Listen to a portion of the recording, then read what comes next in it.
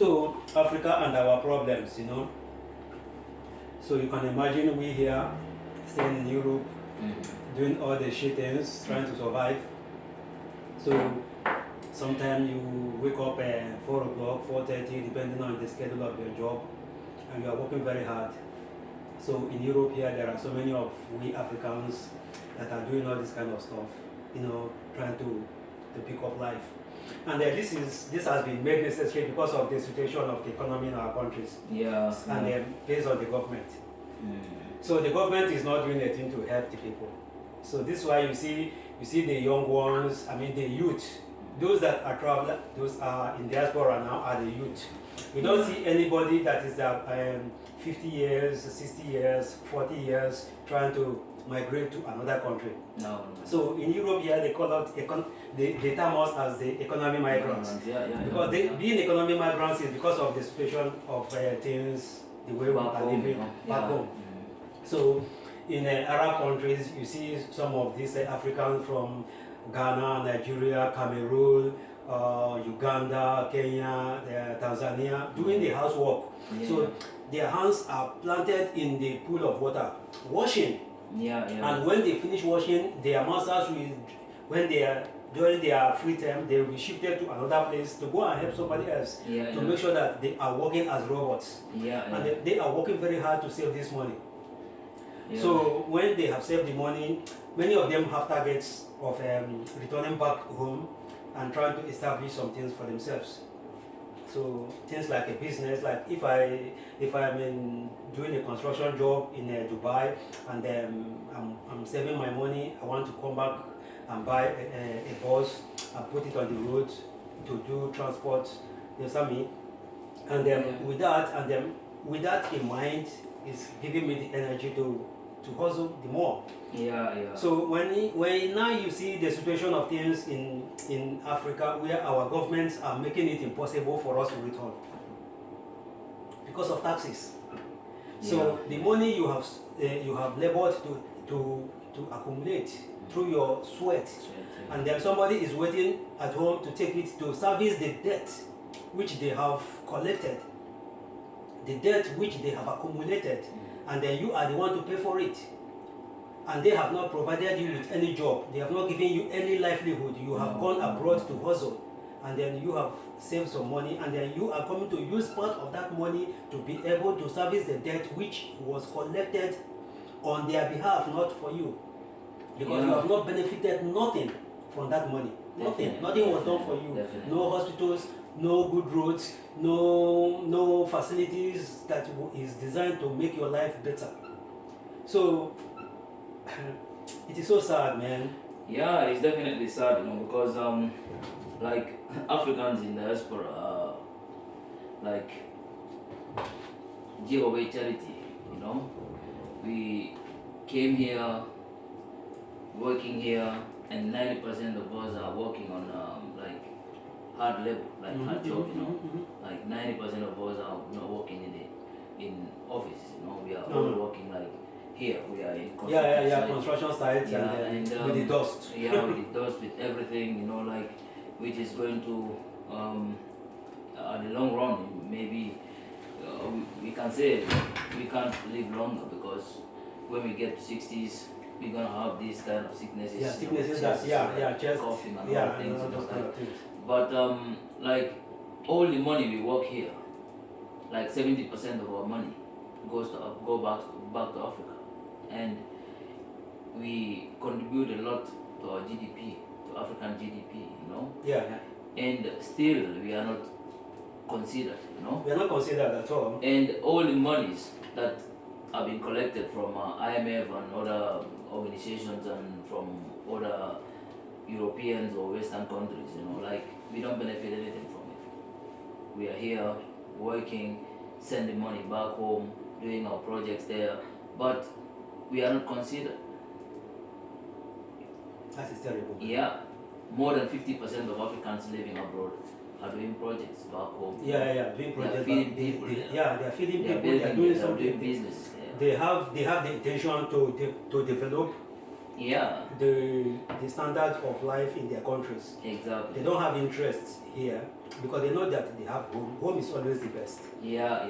But now it is what makes me feel sad is the situation whereby the government are not having any interest in the hustle of these guys, in diaspora. Because now, if you look at the political situation right now in many parts of Africa, East Africa inclusive, so you now see these politicians are big liars.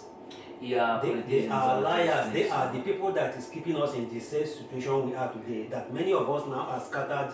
It's like a kind of brain drain. The energy you put working for a foreign country, where you are right now. If you put the same amount of energy at home, you understand me? You wake up in the morning, your job starts 6 o'clock, and then you have to do the same manual labor to develop your own country.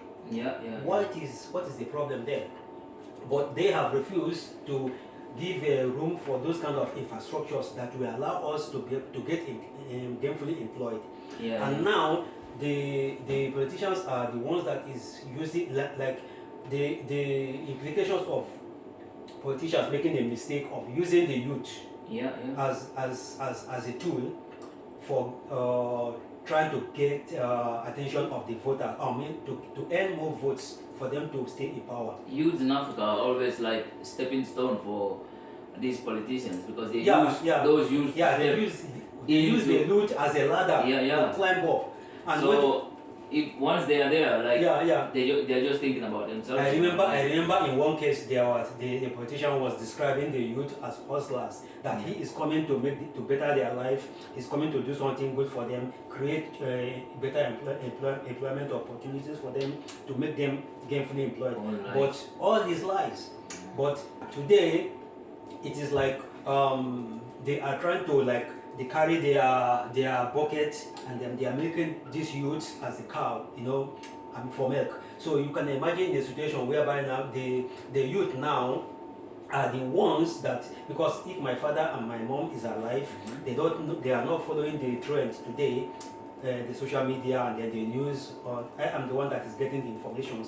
I will go back to my dad and my mom and try to convince them. This guy's policy is good. Let's vote for him.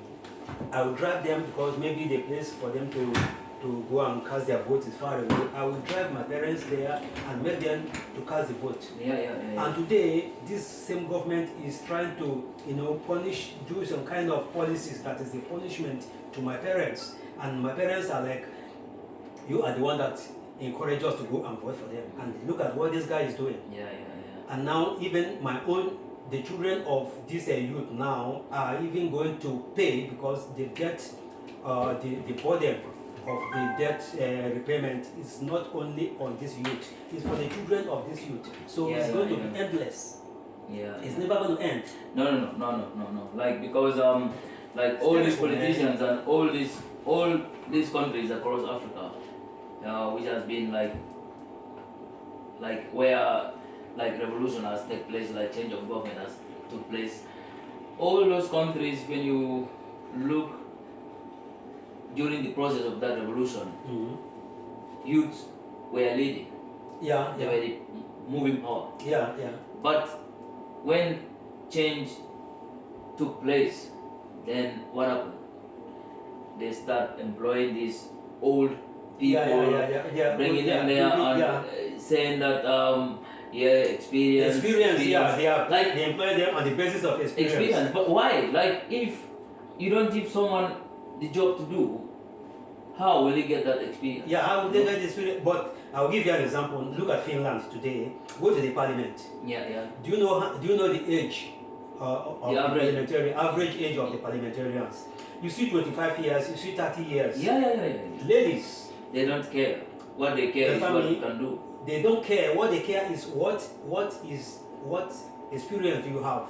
They have graduated from universities. They are below 35 years of age.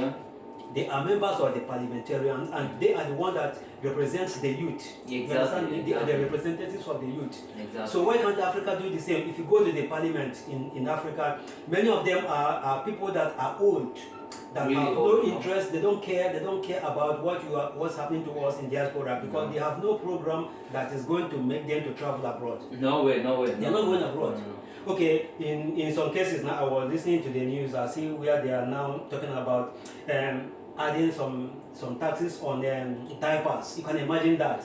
Diapers and diapers for ladies who are menstruating. But you can imagine why some women that are in the parliament are making such decisions.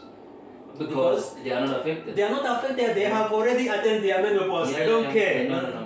They don't care what happened to these young girls. So the youth are, it's not in all times that you make policies that shows that you target certain class of the community. Like now, if I'm a parliamentarian and I am deciding to increase the taxes on wheelchairs, clutches, walking sticks, it means I'm targeting the disabled and the invalid.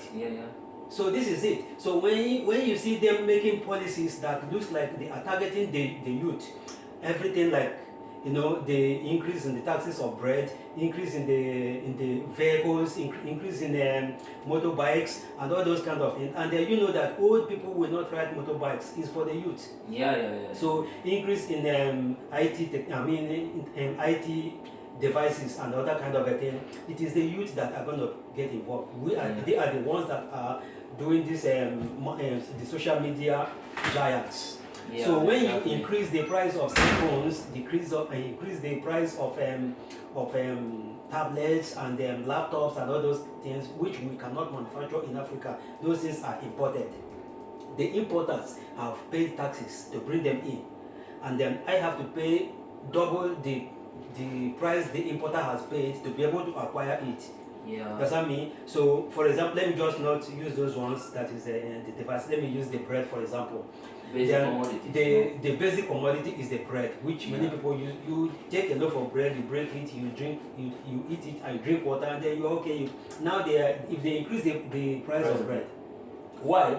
Because maybe somebody from the parliament has decided to open a bakery, or his relative is running a bakery company, and then now they have decided to maximize their profit by increasing so most of the policies our politicians are doing are biased, is made to benefit them. It's not, they don't have the interest of the poor No way, because they are the least affected people, because the least affected class is the politicians, because they have this huge amount of salary that they are getting, so like the poor people are hardly getting anything, so I would have imagined in a situation whereby we have to do budget rescheduling.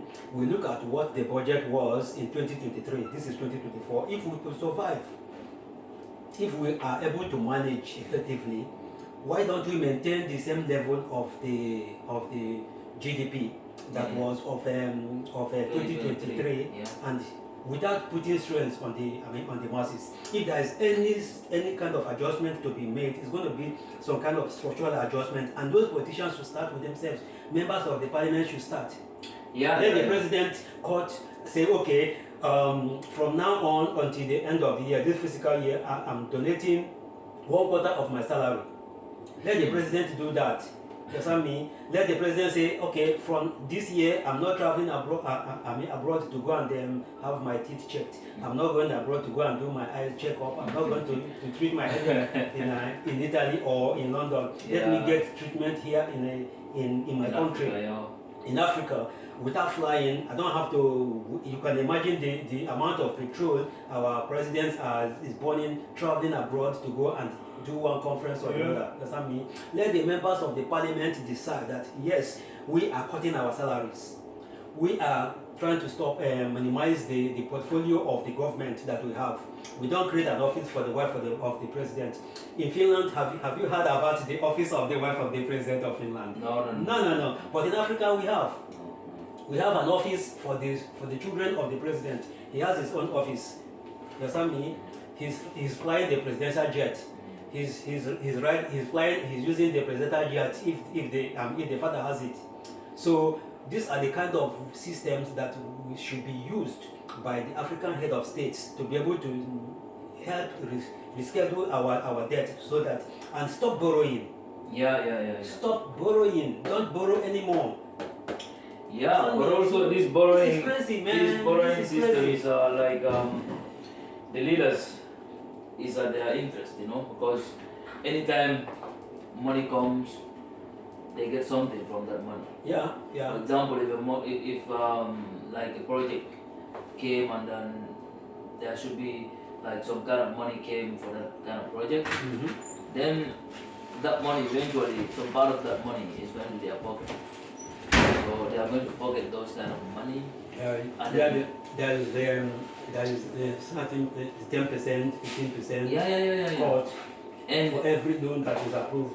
And I don't know about for example in other African countries, but what I know for sure is my country. Like in my country, we have like the prices of things Yeah. for the government, like the procurement system in my country. Yeah. Like when you check how much the government is building a house or building something, it's way more expensive, it's fucking expensive. But if you look at the project, like as a construction guy, like if I look at some projects and I think, or maybe somebody say, okay, they put this amount of money in this project, I think, no, it's not possible, But that part of that money is going to people's pockets, Yeah. People concerned about that project. Not only the contractor. No. The contractor get they what? share. Yeah. They have certain So- percentage. When they begin to quote for you the percentage that is going to, each of them is going to benefit. Exactly. And at the end of the day, the cost of that project will begin to go higher, and who suffers it, where did they put the load, is on the final consumers, which are still Yeah. the taxpayers. Even we here, we're gonna pay for it. Like all Yeah, these we're gonna loans, pay. We're gonna we pay. are all part of Yeah, it. It's yeah, all yeah. on our It's, nation, it's all like if you send money to your relatives back home now, Yeah. certain percentage of it is taken by the government Yeah. to service the debt which they Yeah. have collected, which they have not used to benefit your parents. No. Does that mean? No. When my father was alive, being a pensioner, I can't remember how many months that the pensions was paid to my dad. I was sponsoring my dad. I was sending money to take care of my father. And my father, during his days at work, he paid his taxes. Yeah. So where is the money that my father paid as taxes? Where is it? It was supposed to earn him his pension so that I don't have to share the burden of taking care of my father, because the government should take responsibility of his retirement. But that did not happen, and that is what is happening to so many of us, so many of Africans. Those that are fortunate to have some things to do, when they retire, nothing. Nobody is giving them anything. And then you go back there, you see, I will find out that my father's name is still being paid. Somebody is earning my father's pension today, when my father had died 20 years ago. Yeah. You can understand that. So we're talking about corruption. This corruption is what is killing Africa, and that is why they are so corrupt, and they are using the youth, they are using the present generation as a tool to be able to, say, we just go to IMF, we take as many loans as we want, you guys have to pay. Yeah. That is crazy. Yeah. You guys have to pay, you just have to pay taxes. We increase the taxes, and then we take the money from you to pay the loans that we have collected. But sometimes I blame the masses, because like for me, I'm not going to be used by any politician, like being the good or the bad opposition or the ruling party, I'm not going to be used, no way. Like for me, that's why back home, I am not supporting any political party at the moment, because I don't see any political party that meets to my to what I want, like people also should think, like youth should think, because they have been changing governments, changing things in the government, but like they are still moving. Like one politician will come and say, okay, I will help you guys and I'm gonna do this for you, and then the youth will jump. Okay, yes, now let's change the government. Fine. Okay, if that is done, that person is going to do the same. The same, yeah. It's like And still the youths are like and the youth moving moving all the They time. have to All the time. All the time. It is the youth. It is the youth that is like the youth are like tools for the politicians. Yeah. But also they make themselves Because they know tools. they know that it is easy for the youth to get convinced. It is very easy because they are the people that the category of the masses that are more enlightened. They have broad experience of the future, what the future goes. Then they are the representatives of their aging parents. So this is why it is, because they want to listen to these guys and say, okay, now because we want to make changes in our lives. In instance, let me just give, for example, in Cameroon, for example, Paul Biya is aging now. So really if an opposition comes from the youth, I mean, much younger, the youth will rally around him and say, we don't want this older generation. Let us see what we can do with this young guy. So this is, so in a way, I don't normally, I blame the youth, but not completely, because they yearn for changes, they yearn for advancement, progress. So whenever any politicians take advantage of that, know that these guys are looking for changes, they yearn for advancement, so you wave it for them. It's like trying to catch a monkey with a banana, and it is very easy. So this is why it is most of them lying politicians, they use the youth as an excuse to lie, but shame on them, because when they are able to mobilize the support of this youth to be able to gain elected into the office, it also takes the youth to bring them down. Because once this youth rises, it's like, don't wake a sleeping lion, don't wake it up. You understand me? When you wake a sleeping lion up, be ready to offer it a gazelle. If you have no gazelle, you're going to lose an arm. So this is the situation. When they lie with this youth, they think that is the end of the story. It's never ended, because it's going to continue. When these youth begin to rampage, they begin to revolt against you, then you have no place to hide, because it will continue. It will continue. Use the power. They are the power. They are the power. So that is when these politicians understand that, they want to use them to be able to elevate themselves into the offices, because they are the power. But at the same time, it takes the youth to bring them down. That is really horrible what is happening in Africa right now. I think the system should change, like the overall system should change, like how Africans, like progress of Africa. For example, when you look at some African countries, they are progressing fine, but like the masses are not happy. Like you go to some countries, you see this massive infrastructure, and people are this. When you look around, when you look around, you go to see these local people. You see them. Those people are really suffering. They hardly get. They struggle to get food on the plate.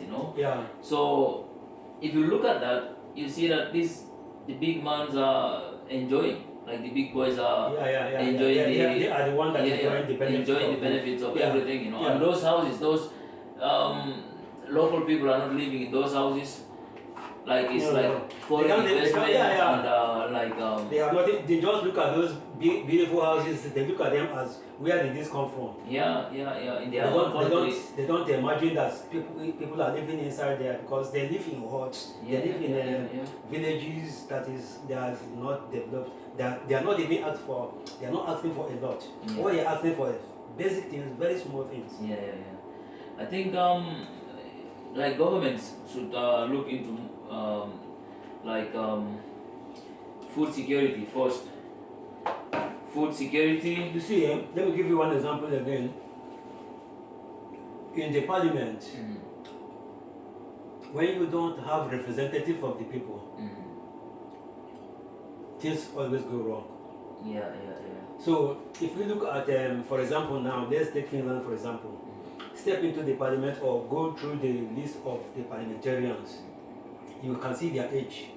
So in Africa, we don't have representative of the youth there, we don't have anybody. We don't have anybody to speak on behalf of the masses. No. Because it is people that is from the grassroots that are able to be, if they have a desk in the parliament, then they will be able to carry the agenda of the normal people. I mean, you understand me, to the government and say, yeah, this is what you want.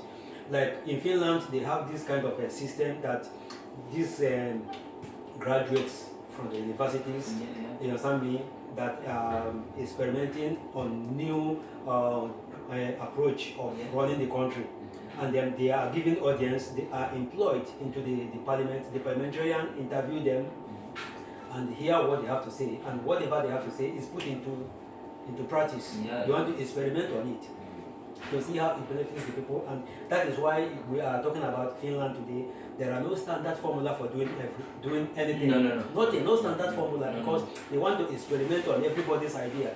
Understand me? And that is what the universities are trying to teach them, innovative ideas which can be pushed into the society for the betterment of everybody. But when you don't have people who can experiment on innovation to be able to see how they run in the country, you have people that are retired, people who are aged, who does not care, who does not even, I tell you what happened. I went to one office one day to do some certain things in the office, and then the woman was like trying to look at my documents. I passed my paper there, so she was trying to get the look at the document, and then was looking for her reading glasses. She was looking for her reading glasses. The reading glasses was here. It was hanged here. And then it took her 5 minutes to search for the reading glasses. I was just waiting. I said, madam, that is it. Is it the one you have here? She said, oh, sorry, my dear. And then she took it and put it into her eyes and looked at my documents. You can imagine, when you go when you come here in Finland, you look at the system here in Finland. You go to all the banks, insurance offices, you go to all the offices all here. Young people, You see, all of them is under the age of 25. They are young.